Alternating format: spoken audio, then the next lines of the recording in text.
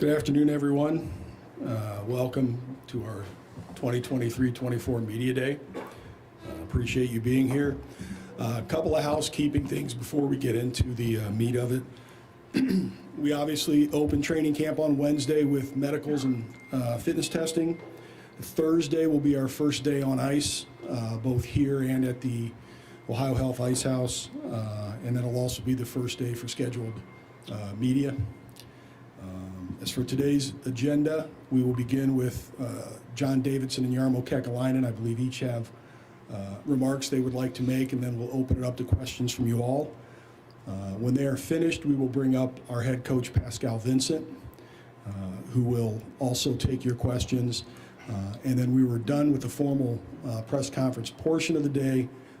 We will be bringing up our captain, Boone Jenner, Johnny Gaudreau, Zach Werenski, and Patrick Liney. They will do individual interviews, staggered, over in front of the backdrop to the right here. So, again, thank you for coming, and with that, I'll turn it over to John. Thank you, Todd. Good afternoon. I am very disappointed. We went through a process earlier this summer prior to hiring Mike Babcock as our head coach, but we got it wrong, and that's on us. I can promise you we will learn from this moving forward. I also understand the criticism that we are getting. It is deserved, but all we can do now is learn from it and do everything we can to help our coaches and players get ready for the season. My excitement about our team and what we can accomplish this season has not changed, and we are looking forward to going north. We understand the expectations of ownership, and we will continue to be evaluated every day. That's part of the job. We understand that, but our focus right now is on our players and our coaches and getting ready for this season. I know this is a major misstep that we have to move past. I would like to thank the NHL, and I would like to thank the NHL Players Association. When we first heard of these issues, when we had discussions with both of those groups, we welcomed an investigation. They were very transparent with the information we received. We digested the information, and from there, in talking with Mike Babcock, we decided there was no going back. The resignation went forward from that point on. We're coming into camp healthy. We have added quality players to our team. We have built a deep and talented group of prospects. We're excited about this team and where we're headed. We have to get through this situation. On a very personal note, this is one of the toughest times I've been a part of in my long dealings and career in the National Hockey League. It's very troubling for me, but we also know and firmly believe that we have a good group.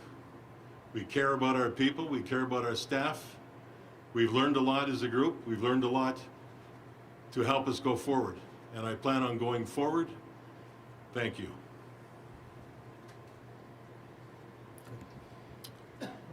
This morning I had a meeting with the players, and I apologized for any inconvenience, awkward situation that this may have put them in, and it was my sincere apology to them. I'm extremely disappointed by what has transpired over the last week.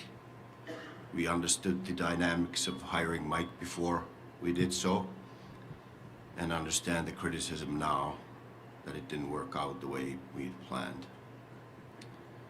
Mike was hired based on personal relationships we've had with him, the feedback we'd received from numerous people in the game that we know and respect, and extensive conversations with Mike. It's obviously fair to question our due diligence, but I can assure you that it was done thoroughly. At the end of the day, I believe that Mike Babcock deserved another opportunity to coach. Obviously, that was a mistake, and that responsibility is mine. I do not believe there were any ill intentions on Mike's part in the way he conducted interviews. with our players to get to know them.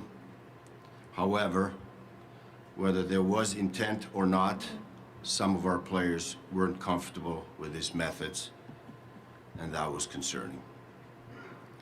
As we gathered information and had numerous discussions, both internally and externally, it became very clear that the distractions caused by this were too great and were having a negative impact on our players.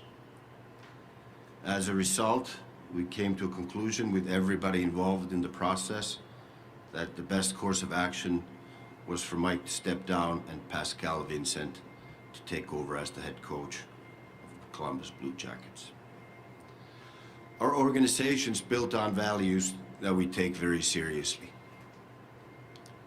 We value hard character and attitude with the emphasis on pride, professionalism, and respect. These are the ideals that guide how we operate on the ice, in the community, and in everything that we do. We are committed to doing the best we can and doing things the right way to represent our organization, city, fans in a manner that earns their respect, trust, and support. Nothing is more important. We believe our players and everyone else inside and outside our organization should be treated with respect all the times. Failing to live up to that standard is not acceptable. Are we perfect? No. Can we do better? Yes, and we will. Pascal is prepared for this opportunity. He has earned it. While the circumstances are less than ideal, he's a very good coach, and nothing should detract from that. He was a strong candidate as we went through the process and looked at earlier this year, and we are fortunate to have him in a position to lead our team. And just like JD said, that, and I told this to our team too, that for a little while this is the most excited that I've been going into the training camp, and it's sad that we're here talking about this and disappointing obviously, but there's a lot of excitement inside the locker room to put this past us, move forward, and stick together and make us a stronger team. Okay, with that, if you have a question, I'll ask that you raise your hand and we'll get you a mic. Start with Aaron Portzline, second row. Thanks, Todd. A question for both of you. How difficult do you think it will be for the room to move past this? I guess this could go one of two ways. It could galvanize a group or it could fracture a group. Can you have a sense coming out of your meeting today which direction that is right now? Your thoughts on that? Yeah, I had a meeting with the leadership group yesterday separately, and then with the whole team this morning, and I believe that they are ready to move past this. They want to move past this. They want to use it as something that can make us stronger. They're all excited about this year, and you know, I just before coming here talked to our captain as well. They all want to move forward and just concentrate on what we're here to do, and that's starting tomorrow with the medicals, or Wednesday with the medicals, and Thursday on the ice. Clay Hall. Were you surprised by his protocol with the phone? Had you ever heard of something like this? Yeah, and I went through it with myself too. That was his way of introducing his family, having me introducing my family to him, and personally I had no problem with it, but I can understand that it can put somebody in an uncomfortable and awkward situation. How did the NHLPA motivate? Did they come to both of you and say, hey, you got a problem?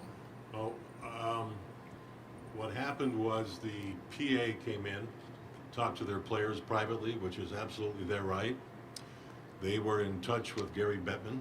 They had been in touch with me too, and I helped facilitate making sure this is happening the right way. We're completely open, transparent, want it done properly. I got a call when we were up in Traverse City at our rookie tournament from Gary Bettman. Actually, I was in a restaurant, and I went running out and sat in the car by myself. There was Gary and his whole staff, including Bill Daly, on the call, and there was the PA staff on the call.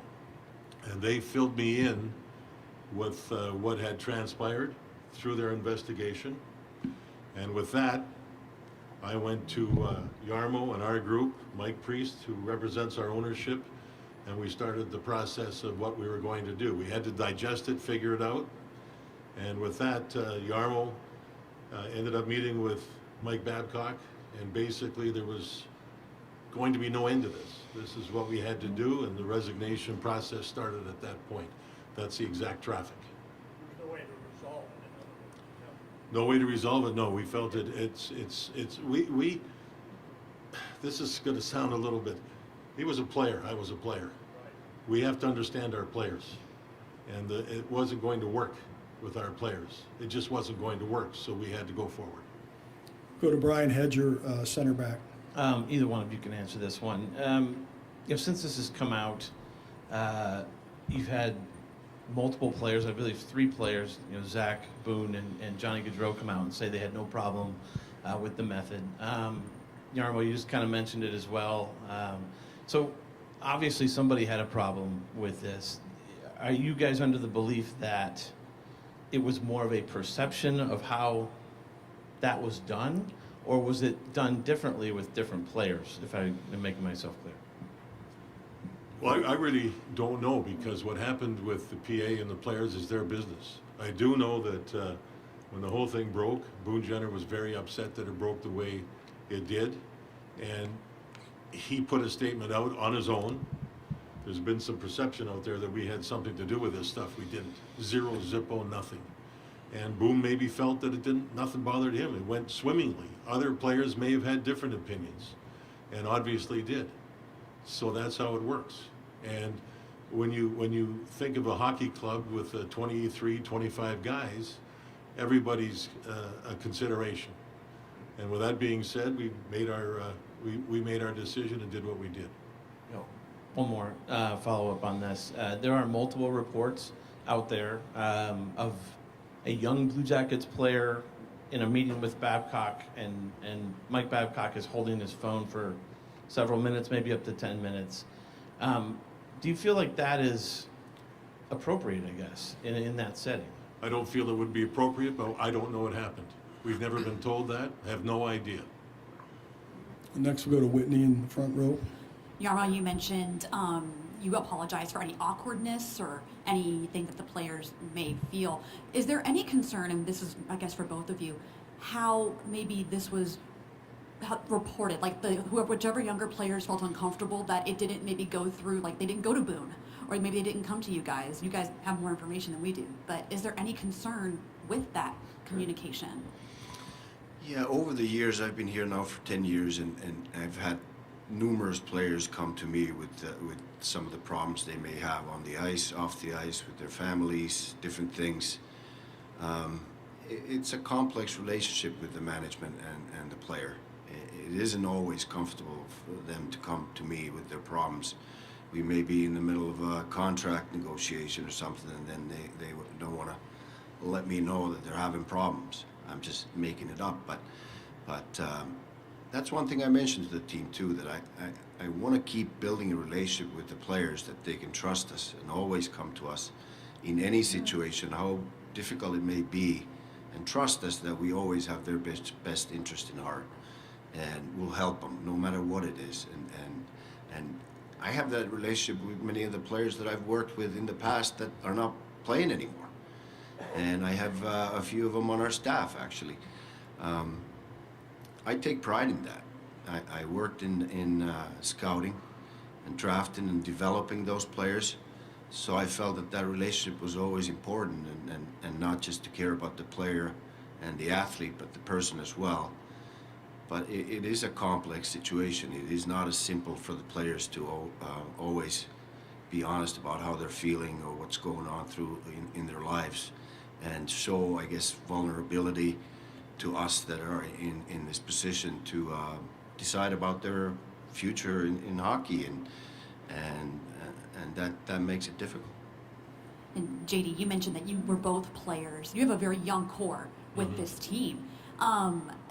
Is that something that seeing the change that hockey is maybe going through with some of these younger guys, you can't coach them the way or interact with them the way they used to. Was that something that you guys are still like learning and considered here? I think with hockey clubs, when you have 25 players on your team, whether they're raw rookies or older fellas, everybody's got a different personality. And you watch for that, you try to deal with it. And I know that obviously times change, you try to evolve. I'm a bit older now in this business, but I do have children, I have grandchildren. And I see how it all operates. I try to watch it. I try to learn, actually, to be honest with you. And that's something that we have to keep evolving with.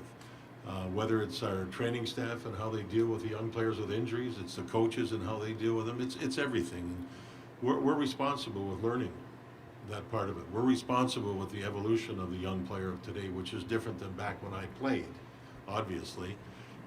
Actually, maybe in some ways, no, we had problems back then too. We really did. But it's certainly, again, it's on us. It's on me to evolve with this, to learn, to go forward the right way. And that being said, it's to do with total respect for the players. Nicole here on the left. So JD, you said we got it wrong and this was a major misstep, but this was something that was kind of clear from the beginning, that the potential for there to be a problem was here. As soon as Mike Babcock's name was floated, people felt this was a very controversial hire and that the potential was greater for there to be a problem than for it to go smoothly. Now in hindsight, Yeah. how would you respond to the fans, to the media? There were a lot of people who said this was not the right thing for the Jackets to do at the time. How do you respond to them now? Maybe they were right. It's on us. It's on me. And I respect opinions around. We did a lot of research. When we went through this process, Mike came into Columbus 2 or 3 different times and came to my home and with our group, and we went through a lot of different things. And sometimes you just flat out make a mistake. We made a mistake. I'm free to sit up here and tell you that. And to our fans, I think some were excited, some were going, ooh, what's this going to be about? It didn't work. I think as a group we owe them the explanation and apology, but we're also very comfortable in going forward with Pascal. Once we get through this, he's a good coach. He's a terrific human being. So we have to look in that direction. We've learned. There's nothing more that I can say that we've learned. Go to Clay Hall. Ownership put out a statement here in the last half hour or two. Did they discuss possible changes in the front office to either of you, and have you been put on some kind of notice that we can't be here again? Very, very fair question. I think what's happened here is we've had discussions with our ownership, who was very supportive, and it was revolving around our goals for this season. And we need to make a major improvement compared to a year ago with all the issues we had, and I think we still can. And so I believe that the ownership is in a situation where they believe that, and it's on us to prove it. So we're going into this season, we need improvement, we need to show that our young people that we have, our healthy people that we have, everything from A to Z is going to go in the right direction, and we appreciate the support. But primarily with the win-loss record. Yeah, it has to do, we're in the win-loss business, and that's what it has to do with. But I also, you know, when you think of hockey and sports and win-loss, it's very interesting because, and I've mentioned it, I don't know how many times when we've been involved with press conferences, that we try to make Columbus a better place. And that's always been a mandate from ownership. This is a big bump on the road, a big bump, big pothole, whatever you want to call it, but we're still going to make Columbus a better place. Our staff, our group, our players, people in the business side, they're constantly in the community building parks or meeting with people or helping the people that need help, kids all over the place, the rinks they've built, it goes on and on and on. I'm not going to let this get in the way of the Blue Jackets organization continuing to make the greatest Columbus area a better place. It's something that's very important to the ownership, and it's really important to me. Dave, right in the front center. Obviously, the season starts in a month here. I'm curious, how much do you think this is a setback for the team? How do you just move forward for both of you, kind of knowing that you've got to take the ice for training camp in 2 days? Players love to play hockey. I think they love to put this behind them and move forward and get to do again what they love to do, is get on the ice and compete and win hockey games. That's what they're focused on for their own careers and for the sake of the team. And based on my conversations, they're really looking forward to just moving on and getting on the ice. How did that? Oh, sorry. Quick follow-up, and we've got time for 3 more. So. How did that conversation go with Pascal? Obviously, you had the meeting with Babcock. He resigns, and then how did you guys come to deciding on Pascal? Well, he was the perfect choice. He was very close to our first choice anyway. He's been with our organization now for 2 years. He was interviewed for the head coaching position 2 years ago, and we were very impressed with him. Hired him as an associate head coach at the time, and he's a perfect continuation to what's been a long-term plan all the way. Okay, we'll go to Aaron Portsline. Yarmo, with Pascal elevating to the head coach's job, do you need another assistant, and will you hire from within for that job? We've had discussions about that, how to round up the group, and we will continue to have that with Pascal and see what our best options are and move forward from there. And JD, for clarity's sake, the phone call from the NHL and the NHLPA in Traverse City, what date was that, Friday or Saturday? I believe it was Friday. I believe. It's kind of a fog, to be honest.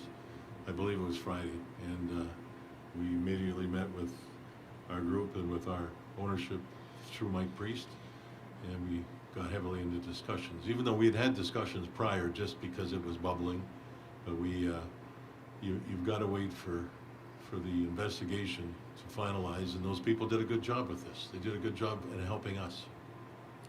Next, go back to Mike A. Race. John, if I'm hearing you correctly, Oh, there you are, sorry. you're saying you don't know what he did. I think that what is fair to say is he's made players very uncomfortable. And we just can't continue with that happening. Pardon me? You're not exactly sure how? Is that what you... You know, sometimes when things happen, there's players involved, and that's a private world. And sometimes you need to leave it there. But I do know that there was things that happened, and it's led to this point where we're at right now. His contract going to be honored, or is there show cause grounds within that allows you to terminate it? Yeah, we've had discussions, we've come to an agreement, and we'll just leave it at that. Thank you. Last question will go to Mark Scheich, second row right. Guys, what do you feel like that you learned about the vetting process that you'll do differently in the future to make sure that you have everything kind of in a row when you have big decisions to make? I really felt that we talked to enough people with credibility and people that were respected in the hockey world. Probably extend that and do even more of that. But as I mentioned in my statement, that I can assure you that the due diligence was thorough in talking to several different people in different positions who would work with them as players, as management, as coaches in different settings too, from the national team to National Hockey League to junior years to American League team. So we felt we were thorough, but we're going to be more thorough. Thank you, guys. If you give us a second, we'll have Pascal Vincent up here in a moment.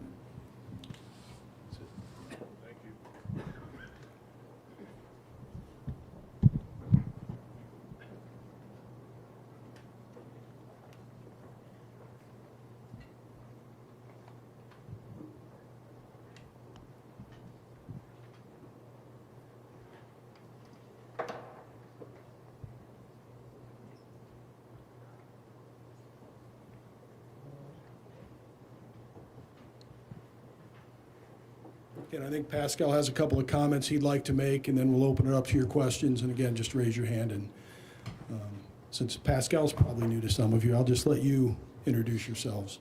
So go ahead, Paz.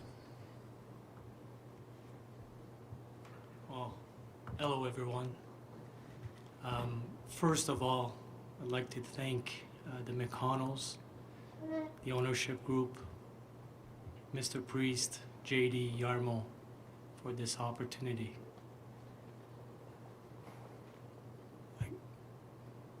It's been a difficult few days, don't get me wrong. And we've been facing some adversity. And as a team, as a person, as a coach, what do? You face it and you move on. And that's what we intend to do. We're going to move on. I know our players have been working extremely hard this summer. I know what we did as coaches. And our focus right now is we're looking ahead. What can we do today to get ready for tomorrow? And we're going to be ready for Thursday. We're going to be on the ice Thursday, and we're going to get going. And that's our plan. Our plan is to be a highly competitive team that will be working extremely hard, but also we want to make sure that our fans are proud to be Columbus Blue Jackets fans. And that's it. We're going to stick to the process, we're going to move forward, and we're excited to be here, really excited. It's been hard, but we got to focus on the moment and tomorrow and getting ready for training camp. We're going to be ready. First question, go to Aaron Portzline in the second row on the right. First of all, congratulations, Pascal. How big is your task to make sure that the room is galvanized? Did you feel like you're already there, or is there more work to be done in making sure that everybody here, the players, some of who apparently had a different feeling about their interactions with the previous coach, there could be differences of opinions here. How do you make sure everybody's on the same page and all pulling in the same direction? Well, the advantage that I have is I know those people, right? I've been with them for 2 years, and I know they care. They really care about the team. They're not happy about the last year and our results. We have a good room.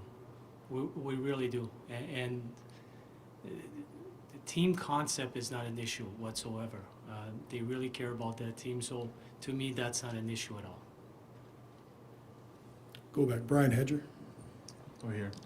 Congrats, Pascal. Thank you. I'm wondering, you had a chance to work a little bit with Mike Babcock in the offseason, I would think, at least going over maybe some concepts or things, or maybe not, but I'm assuming that.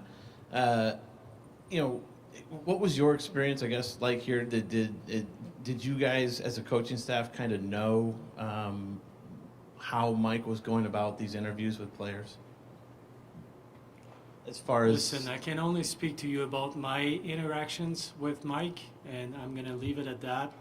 It was, we had a good relationship. Mike Babcock is a good hockey coach. We've met a ton this summer, and we've been through a lot of scenarios as far as systems and the mindset behind how we're going to approach this season. So a lot of work has been done. My interactions with Mike were great. Never been an issue. But I can only talk to you about my personal experience. And quick follow-up to that would be, I guess technically you're the third head coach that this team has had within less than a year. Every coach has their own, spin on systems and structure, like you just mentioned. Do you anticipate kind of going forward with some of that stuff that you were working on this summer, or is it going to be kind of new stuff for the guys? I mean, kind of what do the guys expect when they show up? So that's what we did this summer. We went over all the systems and stuff, and that's where we got along really well, Mike and I. His vision of how the game should be played and mine, they align. So there's going to be some changes. What you've seen last year and how we play, we're going to tweak quite a few things. It's going to look different. Adam King with 10 TV. You say it's been a couple difficult days, Yeah. but you're now the head coach of the Columbus Blue Jackets. What have these days been like? I mean, obviously, this was a goal of yours to get here. How have the past couple days been? It's been difficult. Listen, I've been working 30 years to be a coach in the National Hockey League. It's been a long process. But what I'm good at is I'm a team player. and I care about people. And once I signed in as an associate coach, I was an associate coach, and I tried to do my best, and I did my best. So to see the things that are happening and what the organization is facing, it's hard. Once you're a Blue Jacket, you're a Blue Jacket. It doesn't matter what your role is, you're part of it, and you try to do your best, and you try to help people and be the right person for the players. So it's been a hard few days, and then it settles in. And then, like I said, my focus is, okay, what do? We focus on tomorrow, we make sure that we're ready, and the players, I know them. They deserve for the coaches to be ready for training camp, and we will be. You think about, a lot of coaches want to have an entire summer as the head coach, maybe longer.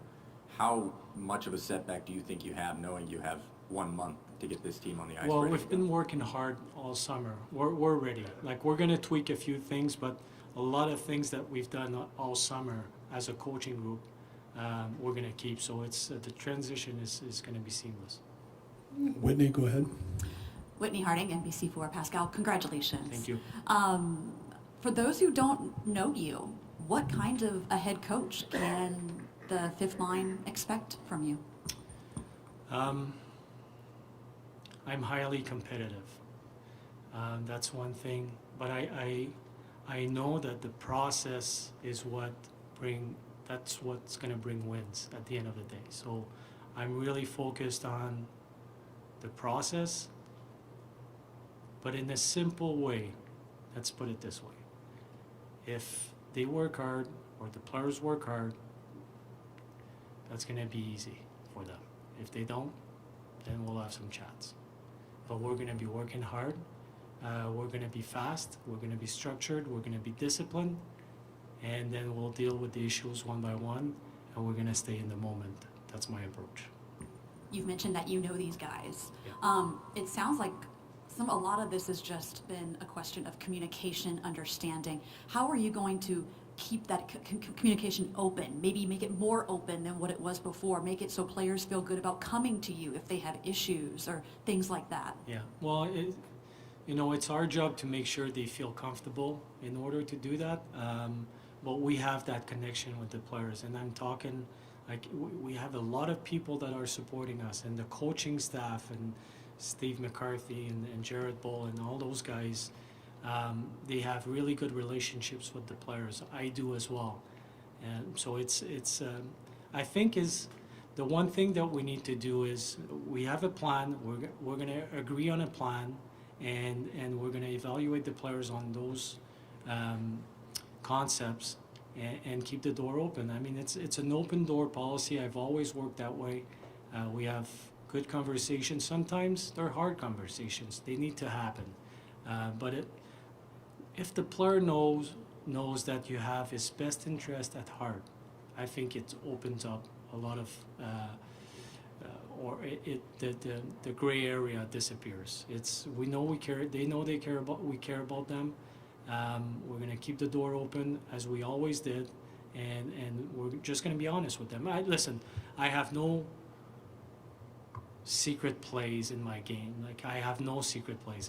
It is what it is. We're going to be honest. We're going to tell the truth, and that's what they expect. NHL players, elite professionals, that's what they expect. They want to know the truth, but they want to have a conversation. And why? Why am I doing this wrong? Well, this is why, and how can we fix it? We need to have a plan to fix the issue. So it's going to be constant. But our main job is to service the client, if I can put it this way, making sure that we provide to the players all the tools necessary, physically, mentally, systems, for them to succeed. Go to Mark Scheig, second row right. Hey Pascal, Mark Scheig from the Hockey Writers. How did the team approach you about the job, and when did you know that you were getting the job? Jarmo pulled me aside, and we spoke in Traverse City. I mean, we know each other for quite some time now, so it was a pretty quick conversation. And you obviously went through the interview process here as well, where you could have been selected over the summer. Just what stands out about Columbus that makes it a special place for you? Oh, well, how much time do you have? I love this city. I fell in love with Columbus first day I arrived here, but I'm getting to know the city a little bit more now after 2 years. But I remember I've received some calls. Paul Maurice lived there for a year, I believe, and he said, this is a great city.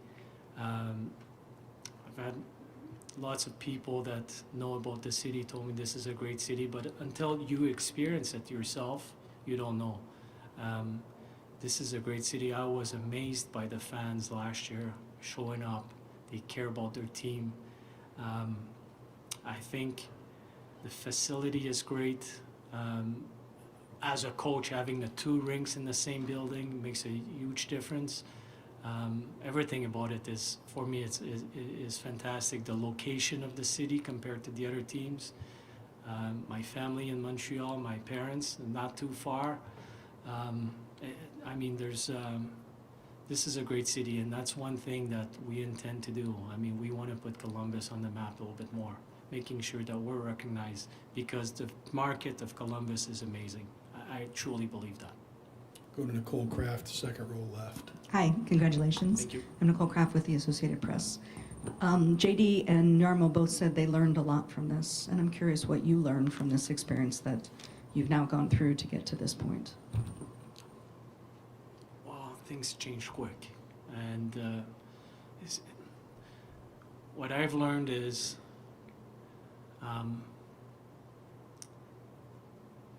just what we're gonna do in the next few days is what prepared me. Sometimes you do things a certain way and you're trying to do the right thing and you're not sure where it's going, and then first thing you know is you're put in a position that you've been dreaming your whole life.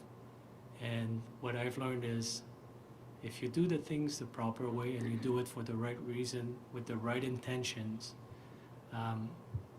you're ready when the opportunity is presented, and that's how I feel today. Clay Hall, first row right. Pascal, when did you speak to the team as a group for the first time? Briefly this morning after Yarmo. And you sense, because you've been here, you feel acceptance right away? I do. You do. That's no doubt. Did you feel you had to apologize as others did, or it's time to turn the page? Well, for me as a coach, it's just let's focus on today and tomorrow. If I do something wrong, I will apologize. Trust me. But today was let's go. Sorry about this, what's happening. I'm part of the organization. I'm telling you, it was a hard few days for all of us. It really was. But our job is to making sure that that's taken care of, and let's go. Got time for a couple more. Go to Brian Hedger, center back. Pascal, I'm wondering, there's the last few years, a lot goes around about younger players and how it might be different to coach them than it used to be, or harder or something.